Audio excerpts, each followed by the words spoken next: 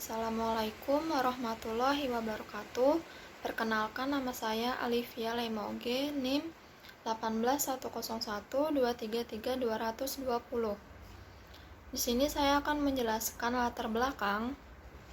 Dalam menjaga mutu proses pendidikan diperlukan adanya kontrol mutu atau quality control yang mengawasi jalannya proses dan segala komponen pendukungnya.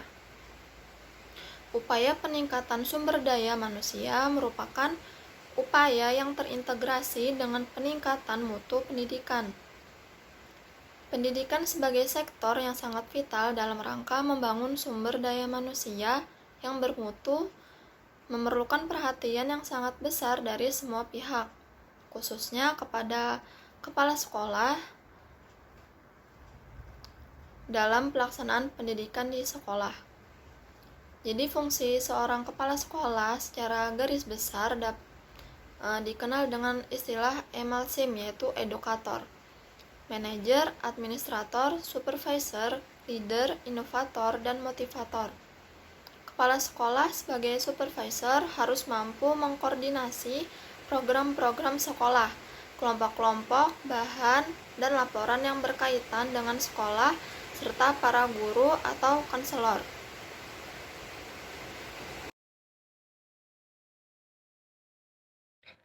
Perkenalkan, di sini nama saya Mediartono dengan NIM 1810123310010, di mana saya di sini akan menjelaskan tentang teknik supervisi. Secara singkat, menurut Masudi 2015 nomor 153 mengumumkan bahwa teknik-teknik khusus supervisi BK meliputi pertemuan staf, kunjungan supervisi, buletin profesional, perpustakaan profesional, laboratorium kurikulum, penilaian konselor, demonstrasi bimbingan, pengembangan kurikulum, pengembangan petunjuk bimbingan, wisata, lokakarya, kunjungan antar kelas, bacaan profesional, dan survei masyarakat sekolah. Keberadaan supervisi bimbingan dan konseling di dalam sistem kurikulum sebuah sekolah dapat dinilai penting, bahkan sangat penting. Nah, dalam sebuah teknik supervisi bimbingan dan konseling, di mana teknik-teknik ini akan membantu sekolah dalam membangun suatu sistem atau suatu kemajuan sekolahnya tersebut. Dengan menggunakan teknik-teknik tersebut, sekolah dapat lebih maju dan dapat mengembangkan bakat bimbingan dan konseling. Ya, terima kasih.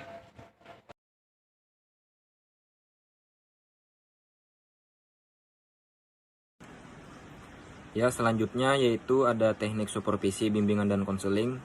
Ada bermacam-macam teknik supervisi dalam upaya pembinaan kemampuan konselor yang meliputi pertemuan staf, kunjungan supervisi, buletin profesional, perpustakaan profesional, laboratorium kurikulum, penilaian konselor, demonstrasi bimbingan, dharma wisata, lokakarya, kunjungan antar kelas, bacaan profesional, survei masyarakat sekolah. Sedangkan teknik-teknik supervisi tersebut bisa dikelompokkan menjadi dua kelompok, yaitu teknik supervisi individual dan teknik supervisi kelompok. Kegiatan supervisi dapat dilakukan melalui berbagai proses pemecahan masalah, pengajaran untuk mengubah proses belajar mengajar menjadi kegiatan yang efektif dan efisien. Selanjutnya akan dijelaskan oleh teman saya.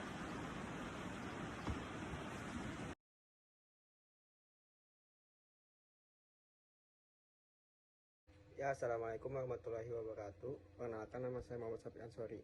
Ya, di sini saya ingin menjelaskan tentang proses supervisi bimbingan dan konseling. Yang pertama, the real relationship. Konsep dasar dari hubungan supervisi yang sebenarnya atau lawan kata dari tidak sebenarnya atau unreal dikesampingkan dari proses transfer adalah konsep kondisi Rogerian atau empati, kehangatan atau keramahan tidak berpura-pura, penghargaan tanpa syarat, termasuk juga variabel-variabel seperti keterampilan dan kualitas pribadi supervisor dan supervise, penyingkapan diri atau self-disclosure, kepercayaan dan pengaruh sosial.